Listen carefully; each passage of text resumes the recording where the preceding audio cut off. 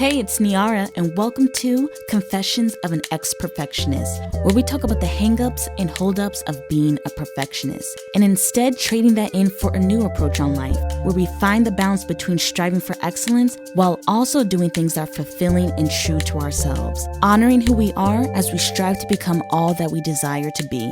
Perfection is overrated, and you are way too amazing to worry about being perfect. Let's chat.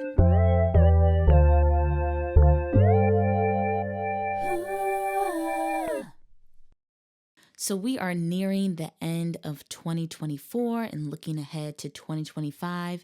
And as usual with this time of year, you start to reflect on the past year and start to think about what in 2025 you want to do differently or continue in a better way. And with the new year approaching, people start to think about goal setting. Now, I'll admit in my own journey with dealing with perfectionism, setting goals could be a very interesting experience and can take a lot of navigating because it's like, okay, I want to achieve a certain thing. I have certain things I desire. How do I get what I want?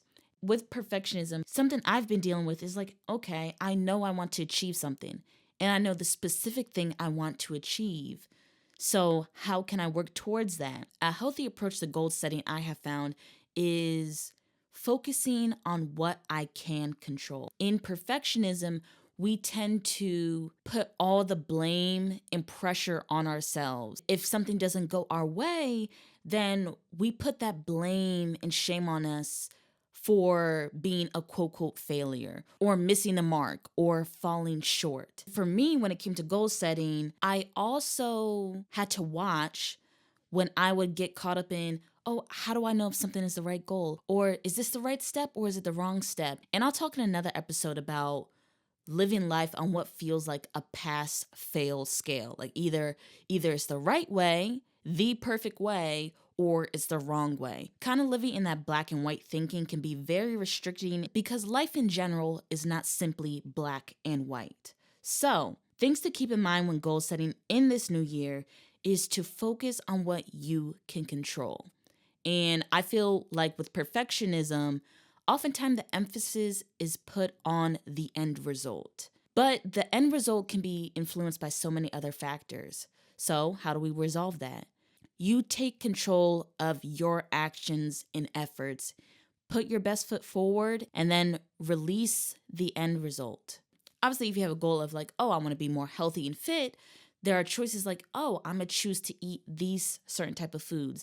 I'm going to choose to exercise and move my body. And in turn, making those choices and taking those actions will lead to a certain result.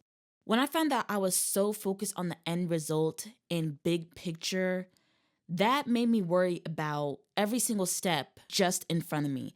Like, I would be like, okay, do I step forward? Do I step left? Do I step right? It made the everyday decisions difficult because I was like, oh, is this the right path or the wrong path? And that in itself takes up energy. And we know perfectionism can be rooted in a desire to be successful, to achieve and accomplish things. And it's a great thing to be a dreamer and have big ambitions. However, even with having dreams, big or small, I don't want you to beat yourself up every step of the way. It's no fun to be beating up on yourself and putting so much pressure on yourself and stressing yourself out on making your dream come true, because that sucks all the fun out of it. Another interesting thing, I finished college in 2020. Now we know that was a very pivotal, very unprecedented time. Even in, let's say, a quote unquote normal setting, finishing school, that's when you're really stepping out into the real world. Now you're stepping to an arena that may not have outlined milestones or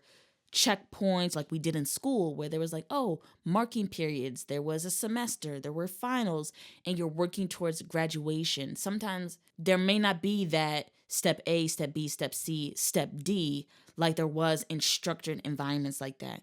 And I will say, with me working in gig-based or project-based environments for work, there's not always like, oh, promotions. It's always, okay, do this gig, got to find the next one, on to the next one. Then when that's finished, on to the next one. There may not necessarily be a clear ladder for real if you want vertical movement, or there's no clear guide on this specific path of work. Sometimes in this line of work, to me, it could feel like meandering or feeling a bit lost, or, you literally walking by faith and letting life unfold in front of you. Now, as a recovering perfectionist, I still struggle at times to feel fully, I guess, okay with that. Now, I've realized the type of work I've chosen, and even in what I call, I guess, standard jobs where there is promotions, there is a clear ladder or there's a clear path, there could still be a lot of uncertainty there. So it's not like there's no one perfect path.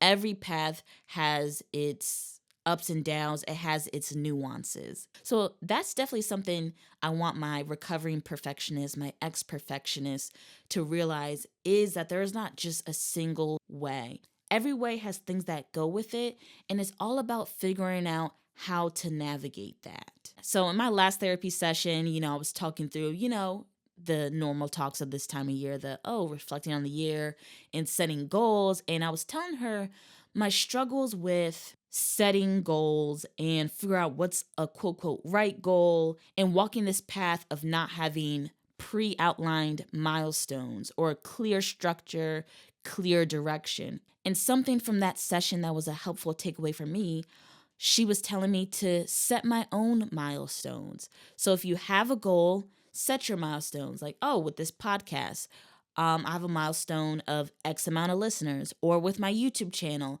I want to produce X amount of episodes of this series. And that tactic is helpful because it helps you celebrate your wins along the way to the big goal. Because sometimes you can have the really, really big goal and there's a path and journey to get to it. And the path is not always linear and is not always quick. Because if you only go from where I am now to the big dream, it can seem really, really far. When I had that point of view, I would have moments of discouragement, moments of questioning, if I was headed in the right direction, and a lot of trying to predict the future before it happened.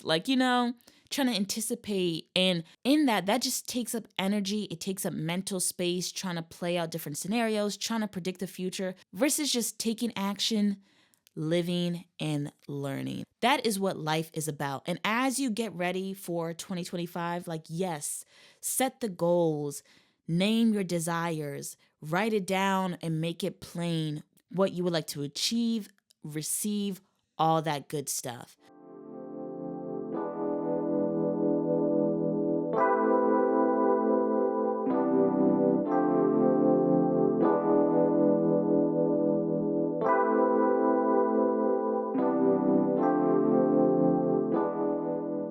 So the exercise for this week is to take some time to write down your big goals for 2025 and then write down the milestones.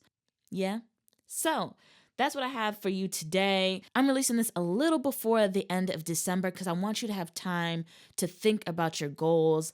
It's about showing up for yourself every single day because you deserve it, and diligently working towards the life you want to have, and being open to the surprises and lessons that life is going to have for you along the way. As you're walking along your journey, celebrate yourself. And if there's a need to pivot, regroup, or adjust, feel free to take that. You have it within you to change your life, to put things in place, to build your life brick by brick. And before you know it, your life will change. All right, you guys, thank you so much for tuning into this week's episode. Be sure to follow the podcast on whatever your preferred listening platform, whether that be Spotify, Apple Podcasts, or over on my YouTube channel so you get notified of every new episode. Also, the conversation doesn't stop on Monday. You can follow me on social platforms at the Niara Rani. All the links to my social platforms will be down in the show notes. So yeah, thanks for tuning in as always, and I'll talk